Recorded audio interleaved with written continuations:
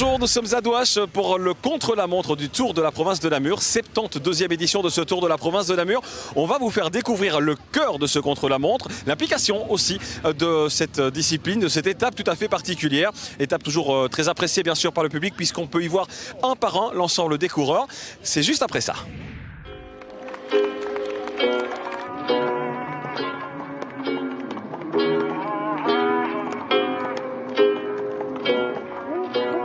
« 72 ans que le Tour de la province de Namur propose chaque année des parcours exigeants à de jeunes coureurs sans contrat. Si beaucoup d'entre eux ne perceront jamais dans le monde professionnel, certains talents seront au départ des grands rendez-vous mondiaux d'ici quelques années. Du coup, les organisateurs rivalisent d'ingéniosité pour proposer un mix entre étapes en ligne et contre-la-montre. Le chrono, c'est notamment ce qui plaît aux équipes engagées. Rares sont les courses qui le proposent. On roule un programme très international. On ne roule pas, même pas la moitié en Belgique, mais un tour de province de Namur, on fait chaque année. C'est un tour avec un parcours très bel parcours, avec des reliefs, un peu de relief contre la montre. Et encore une fois, c'est bon pour les jeunes coureurs. Cette année, le contre-la-montre se disputait dans la commune de Douache, une commune qui nourrit un rapport tout à fait particulier avec le Tour de Namur. En fait, le Tour de la province et de Douache, c'est une histoire d'amour qui remonte à des années. Vous parlez aux personnes de 50, 60 ans du Tour de la province. Il y a des années de ça, c'était la fête à Douache. On les accueillait au lycée, ils logeaient au lycée, on les nourrissait au lycée. Beaucoup de jeunes, qui sont moins jeunes maintenant, étaient signaleurs. Et voilà, c'est une histoire d'amour depuis des années. Nous avons aussi un gagnant du Tour de la province dans nos habitants, Denis Minet, qui est quelqu'un d'extrêmement actif au niveau des associations de Niverlé et d'ailleurs. Et donc voilà, c'était l'occasion en fait, de renouer avec une tradition. C'est vrai que le Tour de Namur, c'est une longue histoire avec Douache, mais on y revient facilement parce que malgré tout, comme on est dans un milieu rural, on arrive quand même à trouver des circuits qui sans trop de problèmes par rapport aux signaleurs et sans trop embêter la circulation. C'est surtout par rapport à ça. Je sais qu'on est venu 22 années d'affilée. Il y a eu une légère interruption et maintenant, je pense que ça fait 7 ans que nous revenons sur Douache. Donc je vais dire que ça fait plus de 40 ans qu'on vient sur Douache. Et à l'origine, pendant les 22 premières années, on avait un contre-la-montre le matin et une étape en ligne l'après-midi. Contrairement à une étape en ligne, le contre-la-montre se dispute sur un circuit et qui dit circuit dit naturellement route fermée une bonne partie de la journée. Il est midi au commissariat de police de Douache. Les forces de l'ordre tiennent leur dernier briefing, d'autant qu'au même moment, à quelques kilomètres de là, se dispute la Chinelle. Ici, le contre-la-montre Douache-Douache, pour nous, ça signifie un engagement de 5 membres du personnel, renforcé par 2 membres de la police fédérale, donc 2 membres du corps d'intervention.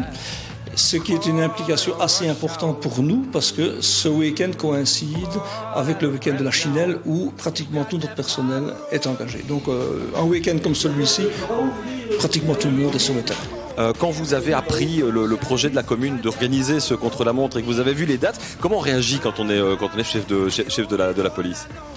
Mais on réagit en disant zut, les dates coïncident encore, mais il faut savoir que ce n'est pas la première fois qu'on a un événement concomitant avec la Chinelle, donc voilà.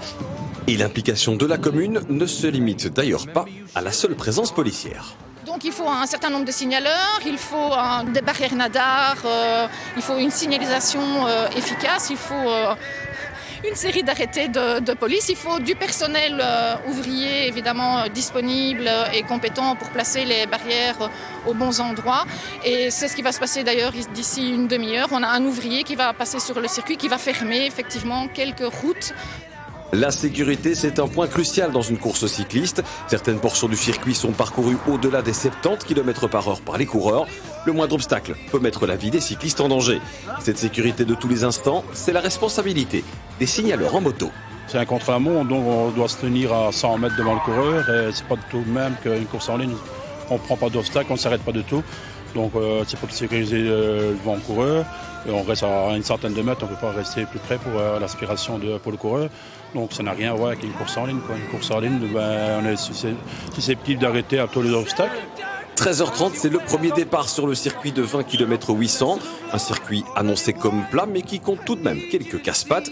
Sur la ligne d'arrivée, un duo s'est installé juste à côté du chronomètre.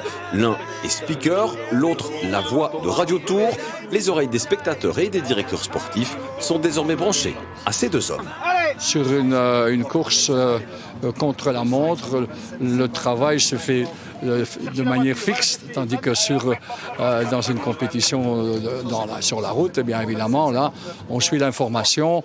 Et je lui dis, on n'est pas seul, hein, on a ce qu'on appelle l'informateur, celui qui est sur une moto, parce que c'est quand même plus facile d'aborder le problème avec la moto. Donc c'est lui qui informe dans la voiture Radio Tour via un canal bien spécifique ce qui se passe réellement. Et nous, on répercute cette information au niveau de l'ensemble de la caravane.